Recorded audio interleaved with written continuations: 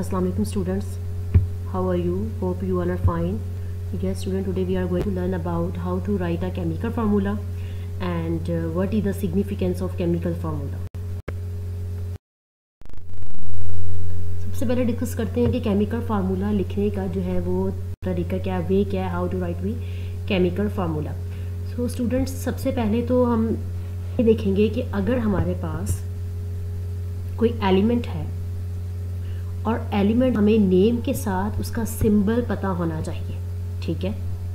First, अब symbol को हमने फार्मूला के अंदर किस तरह राइट करना है. पहला रूल ये है, two elements are written side by side in order of positive ion first and negative ion later. Formula के अंदर दो एलिमेंट या दो से ज़्यादा एलिमेंट हो सकते हैं. अगर दो एलिमेंट हैं तो उनको साइड साइड रखना है, लिखना है. ठीक है. और जो फर्स्ट वन होगा वो पॉजिटिव आयन होगा. इस पॉजिटिव आयन को हमने फर्स्ट लिखना है, पहले नंबर पे लिखना है, और सेकंड नंबर पर हमने नेगेटिव आयन लिखना. ये था पहला रूल. सेकंड रूल, उनकी वैलेंसीज, उनके चार्जेस, उनके आयंस हमने कैसे लिखने हैं. Valency of each ion is written on the right of corner of the symbol. किसी भी एलिमेंट के सिंबल के टॉप राइट पोजीशन पर हमने जो है वो वैलेंसी पुट करनी है.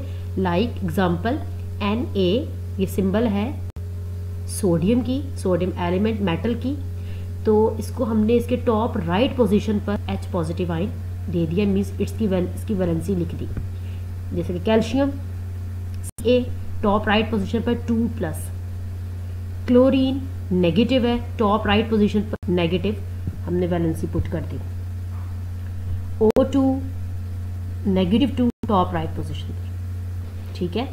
अब थर्ड रूल ये है, इनकी जो वैलेंस है, the valency ion is brought to the lower right corner of other ion cross exchange method. अब हमें कैसे पता चलेगा कि जो ये फार्मूला है इस वैलेंसी क्या है.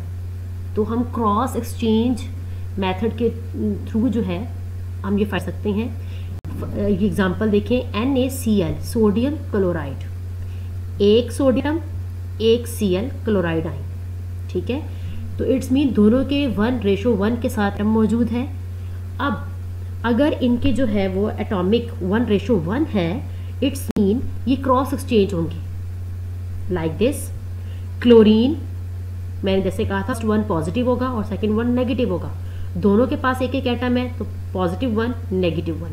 क्लोरीन का जो नेगेटिव है वो क्रॉस एक्सचेंज हो जाएगा सोडियम के साथ, और सोडियम का जो है वो क्रॉस एक्सचेंज हो जाएगा आयन क्लोरीन के साथ. इट्स मीन -1 वैलेंसी हो जाएगी सोडियम की और +1 वैलेंसी हो जाएगी क्लोरीन की.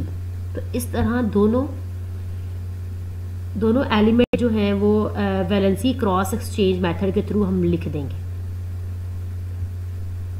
Second example, CaCl calcium chloride. हमें नहीं पता कैल्शियम कितनी वैलेंसी आएगी, कितने पॉजिटिव आयन आएंगे, क्लोरीन पर कितने नेगेटिव आयन आएंगे. बिगिनिंग में हम ये नहीं समझ सकते, तो हमें कुछ रूल्स को फॉलो करना पड़ता है. तो वो रूल्स है क्रॉस एक्सचेंज मेथड. हम आयंस को क्रॉस एक्सचेंज कर देंगे. CaCl2, ये देखें CaCl2, फाइनली इनका जो है ये आयनिक फार्मूला है. ये 2 जो है वो शिफ्ट हो जाए, क्रॉस हो जाएगा कैल्शियम की तरफ, और कैल्शियम यहाँ पर एक मौजूद है जो कि क्रॉस हो जाएगा, शिफ्ट हो जाएगा क्लोरीन की तरफ. इट्स मीन क्लोरीन यहाँ पर -2 है और कैल्शियम यहाँ +1 है. तो यहाँ पर जब हम क्रॉस एक्सचेंज करेंगे तो क्लोरीन का जो नेगेटिव आयन है, कितने नेगेटिव है, 2 क्लोरीन है, नेगेटिव आयन मूव हो जाएगा कैल्शियम की तरफ टॉप राइट पोजीशन पर, तो 2 वहाँ चला जाएगा, 2+.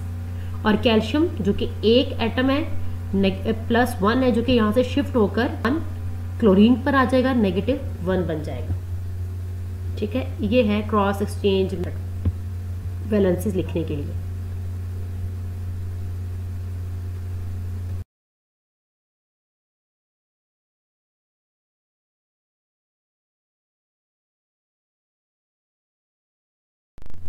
Now fourth rule, if the valency are same they are offset and are not written the chemical formula. अगर इनकी वैलेंसी सेम हो जाती हैं तो हमें जो है केमिकल फार्मूला में उनकी वैलेंसी को लिखने की ज़रूरत नहीं होती।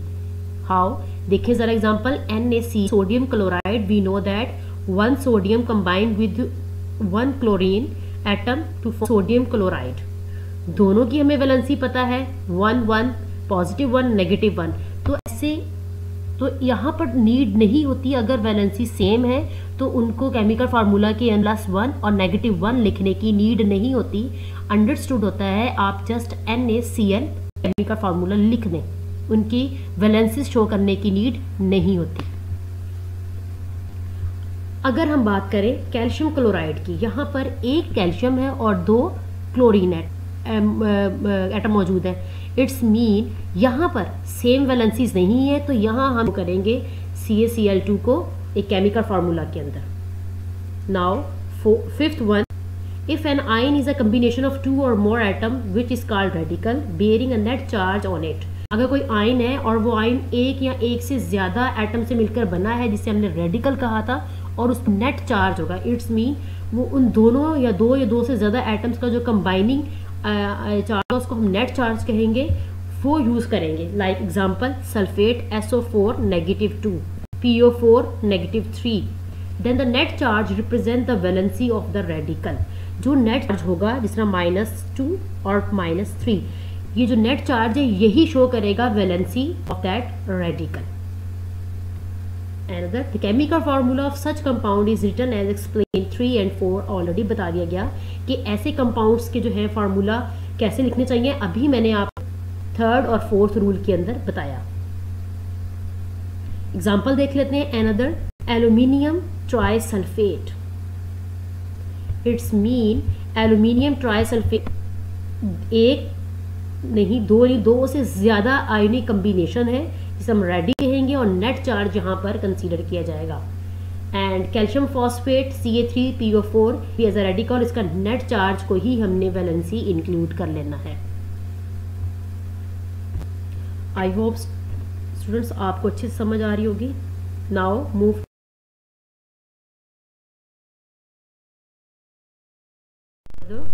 Significance of chemical formula.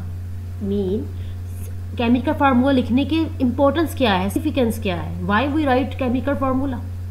So first one, अगर हम केमिकल फार्मूला लिखेंगे, रिप्रेजेंट, क्या रिप्रेजेंट कर रहा होता है chemical formula? It represent the name of the substance. हमने जो सब्सटेंस, जो कंपाउंड, जो फार्मूला लिखा है, हमें इसमें क्या पता चल जाता है, उस सिंबल्स के, उस केमिकल फार्मूला के थ्रू हमें नेम पता चल जाता है उस चीज का। Like H2O is a formula, chemical formula. अब H2O से हमें याद रहेगा कि इस सब्सटेंस का नेम क्या है।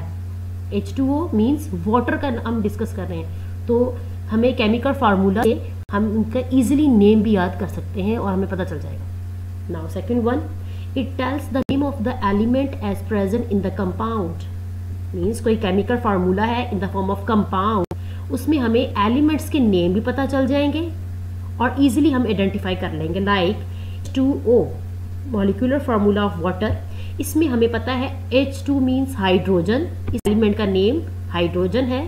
ऑक्सीजन एलिमेंट का जो है O सिंबल है, ये ऑक्सीजन एलिमेंट को रिप्रेजेंट, मीन्स कंपाउंड के केमिकल फार्मूला लिखेंगे तो उसमें हमें एलिमेंट्स के नेम ही पता चल जाते हैं। Third one, it indicates the mass of the compound in a AMUs और ग्राम्स।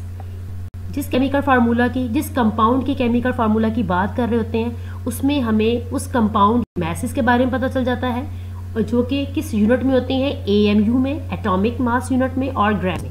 मीन्स हाइड्रोजन कितने एटॉमिक मास यूज हुआ है, ऑक्सीजन कितने एटॉमिक मास यूनिट यूज हुआ है। It's mean compound chemical formula से हमें उस कंपाउंड के मैसेज पता चल जाते हैं in AMUs, atomic mass units और ग्राम्स में। It is in fact one molecular और formula unit of the compound. हमें केमिकल फार्मूला से उस कंपाउंड के फार्मूला पता चल जाते हैं। फॉर एग्जांपल, अगर हमने कोई मॉलिक्यूलर आयन यूज किया है तो हमें उसका फार्मूला यूनिट पता चल जाएगा कंपाउंड का। Last one, it also represent 1 mole of molecule the balance chemical equation.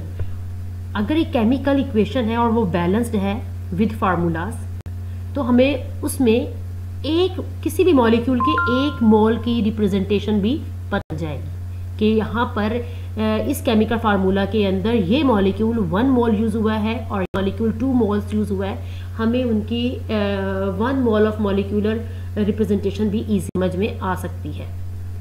सो आज के लिए इतना ही लेक्चर काफ़ी है। Thank you so much. अल्लाह हाफ़िज़।